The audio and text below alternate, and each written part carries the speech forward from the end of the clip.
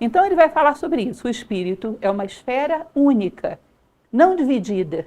E é uma realidade que nós podemos experimentar dentro de nós. É estranho para a gente imaginar que uma coisa una, que não se divide, a gente pode experimentar. Sabe por quê? Porque existem ferramentas de conhecimento dentro de nós que a gente não sabe nem que elas existem. Quando a sociedade se torna muito materialista, nós nos acostumamos a usar somente ferramentas para perceber a matéria. Por exemplo, a mente mais concreta. A mente ela tem uma característica, um modus operandi. Ela divide para entender. E nós achamos, então, que é impossível você entender uma coisa que é una. Já repararam como é que a mente funciona? Vou explicar para vocês como é uma cadeira que eu tenho lá em casa. O que eu vou dizer?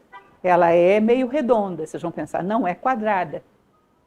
Eu vou dizer, ela é meio baixinha, vocês vão pensar, ela não é alta. Ela é macia, bom, vocês vão tirar, ela não é dura. O que está acontecendo dentro da cabeça de vocês? Vocês estão quebrando, tirando coisas. O que sobrar é a cadeira. Ou não é assim? A mente divide, fragmenta para entender, ela exclui. Imaginem você tentar explicar para alguém uma cadeira da seguinte maneira. Ela é redonda, mas também é quadrada, mas também é triangular. Ela é grande, mas também é pequena. É macia, mas também é resistente.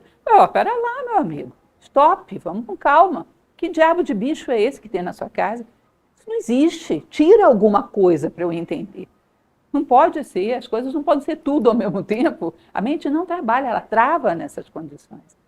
A mente ela faz o seguinte, você começa a querer explicar alguma coisa para alguém, divide, não é alta. Divide, não é macio. Divide, não é triangular. Divide, não é redondo. Ah, entendi. Não é assim? Agora, vocês imaginam que possa haver dentro do ser humano um potencial que, para entender, ele faz o contrário? Se você mostrar um pedacinho para ele solto, ele não vê nada. Ele tem que juntar isso com todo o contexto à sua volta. Juntar com tudo que estava ali. Juntar com tudo que existe no universo. Quando ele vê isso no meio do todo, ele diz, agora entendi. Nós temos esse potencial, se chama intuição. Os orientais antigos chamavam de Budi. E intuição é uma forma de conhecimento tão prática quanto a razão. E tem qualidades, assim como a razão tem de imaginação, de criatividade, de lógica, a intuição tem qualidades. Por exemplo, a estética, Sirihan diz, que é uma qualidade própria da intuição. Quem não tem nada de intuição não tem critério para achar alguma coisa bela.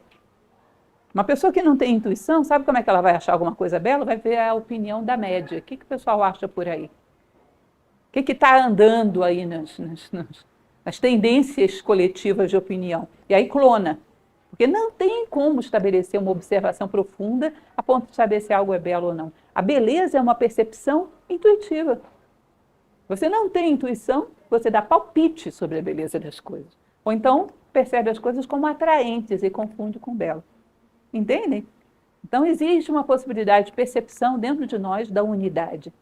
E se nós desenvolvemos essa possibilidade de percepção, percebemos o uno dentro de nós.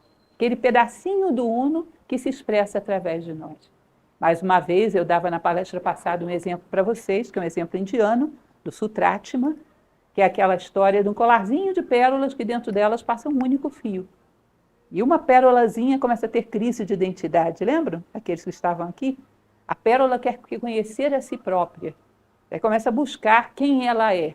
Ela olha para dentro e só vê um orifício vazio, porque ela só está acostumada a reconhecer uma substância, que é a pérola.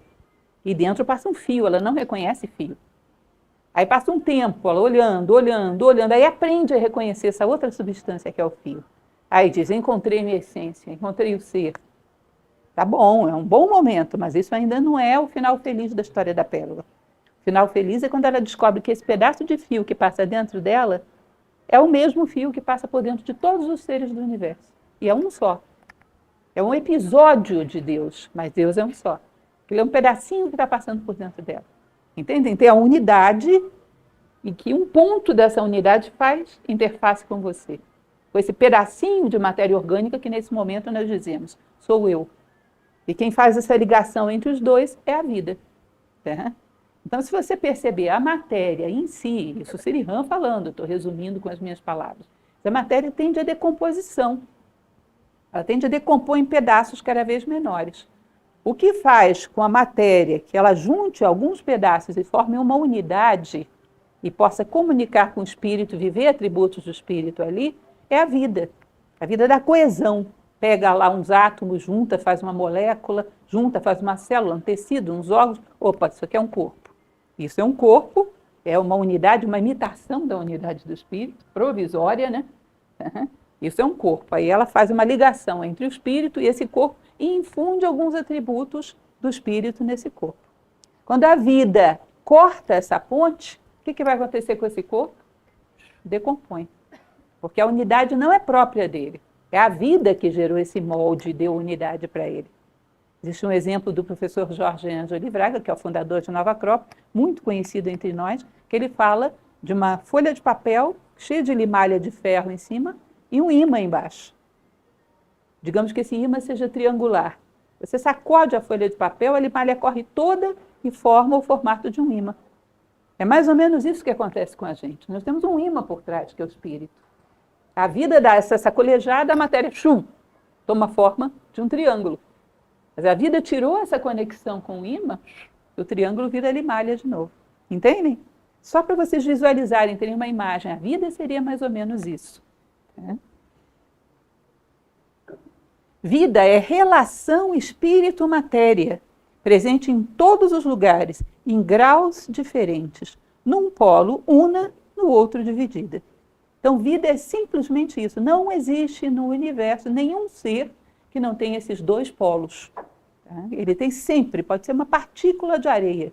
Ele tem dois polos e tem algum grau de vida e, consequentemente, algum grau de consciência se processando ali. A vida é uma relação que se estabelece entre dois polos, entre dois mundos. O mundo da unidade e o mundo da divisibilidade. E toda vez que a gente junta alguma coisa aqui, de verdade, faz relações profundas aqui, é porque a gente está imitando o mundo da unidade, imitando o mundo do espiritual.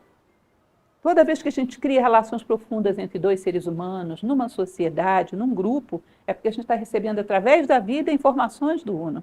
E a matéria não entende nada de unidade. Não é a praia dela. A praia dela é a divisão. A matéria não entende de unidade. Ela recebe essas ideias do espírito através da vida. A vida se retira, decompõe tudo. Então, num polo, nós somos unos e no outro polo, divididos. A ideia seria, que é o que ele vai explicar mais adiante, que nesse polo onde nós somos divididos, nós imprimíssemos uma qualidade do nosso espírito ali. De tal maneira que uma qualidade do nosso espírito aparecesse no mundo através desse pedacinho de matéria que a gente está usando. Isso significa você cumpriu o seu papel, deu o seu recado ao mundo. Você veio aqui para isso, para que através desse montoeirazinha de matéria orgânica que somos nós, o espírito dê seu recado ao mundo. Fale a palavra, diga que veio. Se você faz isso, esse pedacinho se justificou. O sentido da vida é expressar a própria vida. Estou adiantando, já ele vai falar sobre isso. Dar o recado que o espírito tem a dar para a matéria, através de você. Existe uma passagem de um livro budista, o Dhammapada, que diz que mais do que 1000 palavras sem sentido, vale uma única palavra que traz consolo a quem a ouve.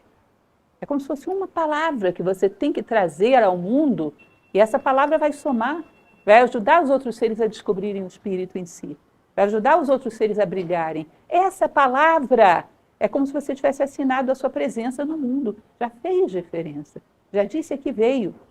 É mais do que 1000 palavras. Uma que traz consolo a quem a diz.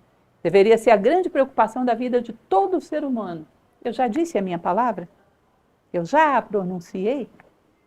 Eu já fiz sentido? Eu dei o meu recado? Antes de você sair do vídeo, nós temos um convite para participar de um evento presencial que vai acontecer em todas as unidades da Nova Acrópole no mundo. É a Semana da Filosofia.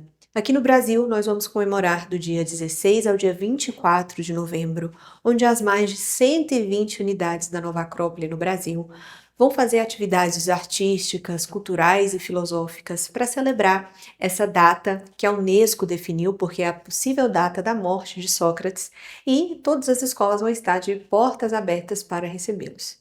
Caso você queira participar do nosso evento, na palestra magna do nosso diretor nacional em Brasília, ou das outras atividades espalhadas no Brasil, como em Fortaleza, Cuiabá, Palmas, Tocantins, Manaus, Porto Velho e tantas outras cidades onde nós estamos, é só acessar o link aqui embaixo e conferir a programação na cidade que você vai participar com a gente. Vai ser um prazer receber vocês não só aqui nas nossas redes sociais, mas também presencialmente nas nossas sedes. Espero vocês lá!